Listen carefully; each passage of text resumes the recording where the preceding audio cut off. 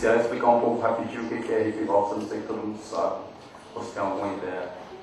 Mas hip hop é uma cultura de rua formada por 4 elementos. Um que é a música, que é o rap, o grafite, que é uma evolução da pichação, a dança break, né, que se divide em 2 partes, que é uma muito parecida com o que o Michael Jackson fazia, quebrando o corpo, né, que é o nome break também.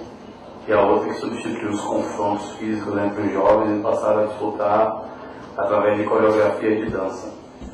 E o DJ, que é o cara que manipula os discos, que produz a música e foi quem criou o termo hip hop. Se a gente for traduzir, não tem uma tradução exata porque é uma gíria, mas que aglutina esses 4 elementos.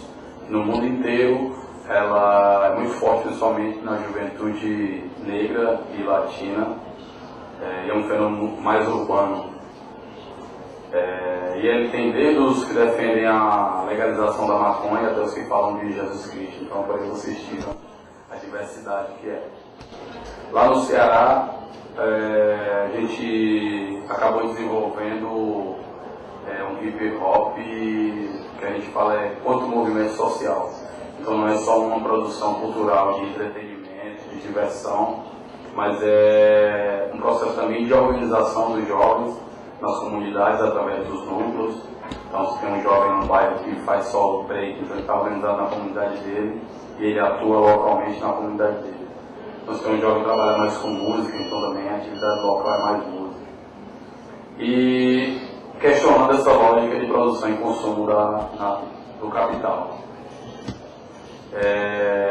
Interessante que o mesmo processo que acontece quando as multinacionais querem patentear as sementes, né, como as empresas destroem a biodiversidade, na área da cultura, especificamente no hip hop, a gente identificou também o mesmo processo, através, por exemplo, da MTV, por exemplo, né, que utiliza muito o hip hop como uma forma de vender os seus produtos, né, vender tênis Nike, suas roupas, os automóveis, todo um estilo de vida voltado para reproduzir essa mesma lógica. Traduzindo para a agricultura, seria a monocultura das multinacionais, né, através da produção cultural. Para vocês terem uma ideia, hoje no mundo inteiro, quando vai comprar um disco do Gilberto Gil, da Marisa Monte, do Chico Buarque, até dessas bandas de grupo sertanejo, mas se você virar a capa do CD, você vai ver bem aqui que vai ter o símbolo, com certeza, de uma das 4 empresas que dominam todos os grandes grupos musicais do planeta.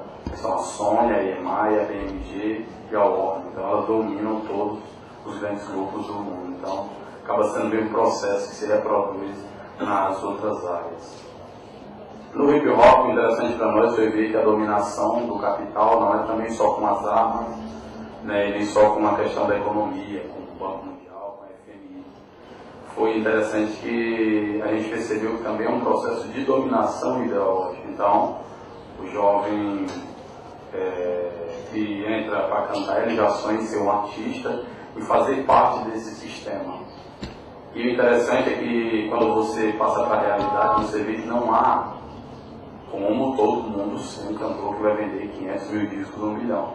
Como não há como todos nós termos um automóvel, né? Impossível, né?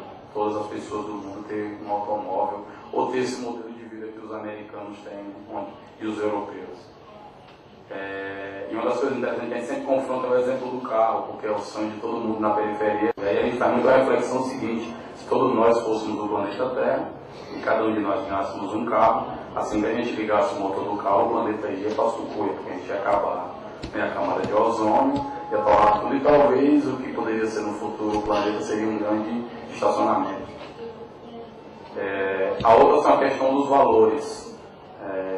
A gente viu que, apesar do hip hop ter uma penetração muito grande na juventude da periferia, esses valores, né, principalmente que a indústria introduziu na cultura do consumismo, das marcas, do sexismo, que se utiliza muito essa coisa da figura feminina como estratégia de vender os produtos. A gente começou a discutir isso na própria base. E discutir com o pessoal que era necessário que a gente produzisse um hip hop envolvido com a realidade local da nossa comunidade. A gente é muito próximo dos movimentos sociais lá em Fortaleza, e a gente vê um discurso muito E parece que nós vamos ter que esperar pela revolução, né? Para aquela revolução vir, para a gente começar a mudar as coisas. E a gente está vendo que agora, por exemplo, na menor bodega que estiver na periferia, você vai ver que lá na prateleira lá vai estar os produtos da GS Labs, da Philips Morris, da Nestlé, da Parmalat. Então os produtos do capital já estão lá e os nossos não. Eles estão hoje. Então a partir disso a gente desenvolveu algumas ferramentas, né, tanto de produção como de enfrentamento dessa lógica. Então a gente desenvolveu um estúdio pequeno, né? A gente montou um estúdio lá na nossa comunidade, onde a gente produz CDs.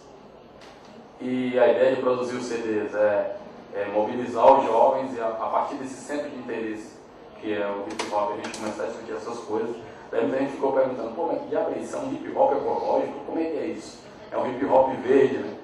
Muitos até reagiram mal, porque quando se fala de ecologia, meio ambiente, aí muita gente, inclusive do movimento social, fala que é coisa de viado, né? Fala que é coisa de classe média que não tem o que fazer. E a gente começou a ver que na nossa comunidade, principalmente as questões dos recursos naturais, né? Da terra, da água, do ar, né? Do que a gente come, eram questões muito graves. Então isso forçou a gente a sair do nosso corporativismo, porque até então eu achava que o hip hop era o centro do mundo, a gente era os caras foda. E aí a gente começou a perceber que os outros jovens que curtem pagode, forró, funk, samba, eles também passam pelos mesmos problemas. E as comunidades onde esses jovens vivem também passam pelos mesmos problemas, resultado dessa lógica de produção e consumo do capital.